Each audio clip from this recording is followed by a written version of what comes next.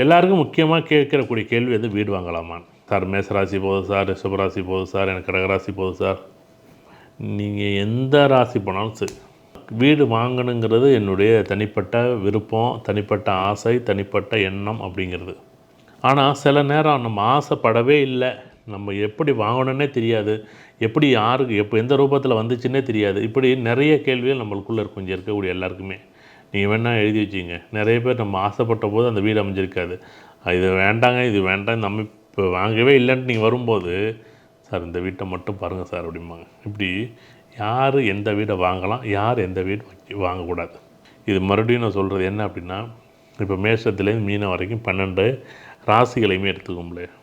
இது இது உதாரணமாக நம்ம தசாபுத்திகளோடைய நீங்கள் வந்து எல்லாருமே தசாபுத்தியை பார்க்குறீங்க அப்படின்னா, இப்போ உதாரணமாக கேது தசை.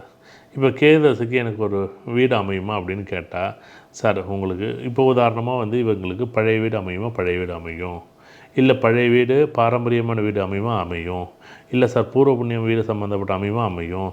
சார் இருக்கிற இடத்துலேருந்து நான் மாற முடியுமா, மாற முடியும். இப்போ நான் இருக்கிற இடத்துலேருந்து மாறிட்டு நான் அந்த இடத்துல வீடு கட்டலாமல் ஒன்றில் ஒருத்தர் கேது தசை கேது புத்தி இல்லை கேதோட நட்சத்திரம் போணுச்சுன்னா இருக்கிற இடத்த வீட்டை இடிச்சிட்டு வேறு வீடு கட்டணும். வீட்டை இடித்து வீட்டை மாற்றி புது வீடு கட்டுறதுக்கு ஒரு வாய்ப்பு உண்டா, வாய்ப்பு உண்டு. ஆனால் இதில் இருக்கக்கூடிய இடியப்ப சிக்கல்கள் ரொம்ப ஆச்சரியமாக இருக்கும். என்ன பண்ணுறதுன்னு இங்கே ஒருத்தர் ஒத்து வந்தால் ஒருத்தர் ஒத்து வர மாட்டார், ஒருத்தர் ஒத்து வந்தால் ஒருத்தர் ஒத்து வர மாட்டாங்கிறாரு. இப்படி நிறைய நெருடல்கள் கேது சம்மந்தப்பட்ட தசைகள். ஆனால் இதில் பெரிய விஷயம் என்ன அப்படின்னா, கேதஸெல்லாம் வீடு நிறைய பேர் கட்டுவாங்க. அதுதான் ஆச்சரியம். கேதஸ் வீடே கட்ட மாட்டாங்க அப்படிங்கிறது ஒரு பக்கம். ஆனால் நீங்கள் எந்த லக்கணமாக இருந்தாலும் சரி, எந்த ராசியாக இருந்தாலும் சரி, எந்த கிரகம் எந்த அமைப்பாக இருந்தாலும் சரி, கேதஸை வந்துச்சுனாலே அவங்க என்ன பண்ணுவாங்க, இடம் விட்டு இடம் நகரோ இல்லை வீடு விட்டு நகரோ வீடை மாற்றணும்.